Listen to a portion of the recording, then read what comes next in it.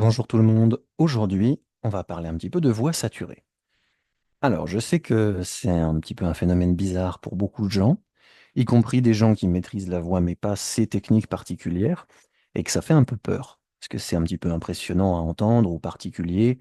Il y a beaucoup de fantasmes qui circulent là-dessus, pas que des positifs d'ailleurs. J'ai entendu même de la part de professionnels souvent, trop souvent, que c'était juste crier et c'était pas du chant. On va pas rentrer dans ces polémiques. Je vais vous montrer quelques petits trucs à faire doucement toujours chez soi pour ne pas se faire mal, toujours en s'hydratant, toujours avec de l'eau à température ambiante, ni brûlante ni glacée, et surtout sans jamais essayer de faire un niveau de décibels trop élevé. On n'essayait jamais de reproduire un son qu'on aurait avec un micro sans micro.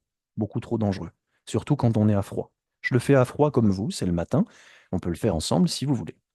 Alors, je vais vous apprendre à ce que c'est qu'une saturation. Quand on pense voix saturée, on pense chant de métal, souvent. Mais pas que.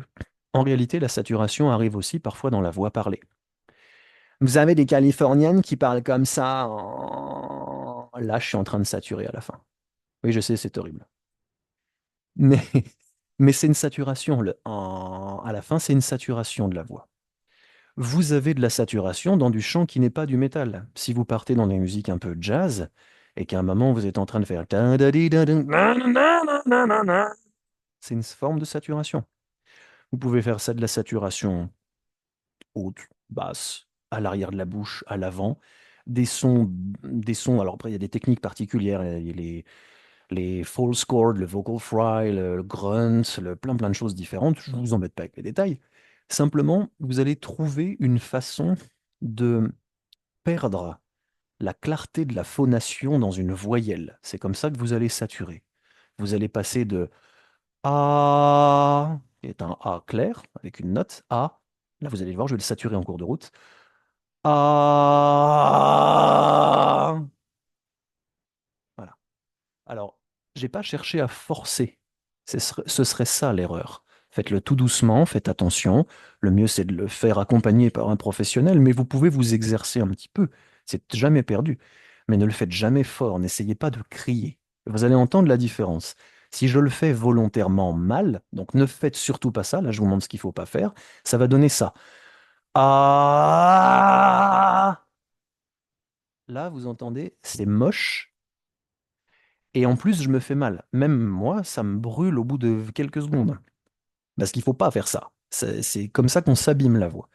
Il y a une grosse différence avec avant. Là, je le fais bien. Ah, ah. Là, ok. Là, vous n'allez pas vous faire mal. Ah, ah, ah. On retrouve des bruits d'animaux, des bruits de gros chiens, des bruits de grondements qu'on fait pour s'échauffer et qui permettent après, sans se faire mal, de pouvoir toute la journée si vous voulez, sans vous faire mal. Et vous voyez, j'ai pas crié. Ma voix a sonné pardon, plus fort parce que mes résonateurs et ma formation de son étaient différentes, ma conduction de son était différente, mais je n'ai pas eu la volonté de crier. C'est comme ça qu'on s'abîme, c'est avec la volonté de crier. Ça, c'est un petit clin d'œil à mes amis et collègues chanteurs de métal, euh, autodidactes, qui souvent se font mal, parce que comme les énergies sont très intenses, que les paroles sont parfois brutales, et on se met dans une énergie où même les mimiques, le faciès, la posture évoquent la colère. Mais si vous mettez de la colère dans la voix, dans le sens forcer la voix, là vous allez vous faire mal. Et c'est toute la difficulté technique de la chose, c'est qu'il faut être parfaitement détendu, comme on dit en chant bouche morte. Il faut pas mettre de tension au niveau des mâchoires, au niveau des lèvres. Il ne faut en mettre que ponctuellement pour des raisons techniques de déformation du son. Et là, on rentre dans tout un univers où vous allez vous rendre compte que au moment où vous tenez un son, ce que vous allez faire avec votre visage, vos yeux, votre froncement de nez, vos lèvres, votre langue en cours de son va le modifier. Je vous fais un petit exemple rapide avec langue, sans langue. Sans langue. Avec langue. La langue roulée et posée contre les incisives du bas. Alors vous allez me dire, ça reste un cri de gros ours. On ne parle pas des sensibilités artistiques de chacun. Vous avez entendu normalement une différence. Voilà.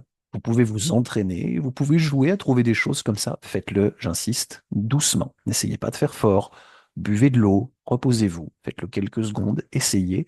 Vous allez voir, bon, déjà c'est marrant, et vous allez trouver des choses sur votre voix qui vont vous aider à la poser. Parce qu'une fois que vous aurez chauffé un peu comme ça, votre voix parlée va descendre naturellement, se poser tranquillement, parce que votre corps aura envie de se soulager. Et déjà, on aura une voix plus sympa, plus posée, moins fatigante pour nous. Voilà, c'était le tuto du jour et on se revoit bientôt pour d'autres. Bonne journée tout le monde.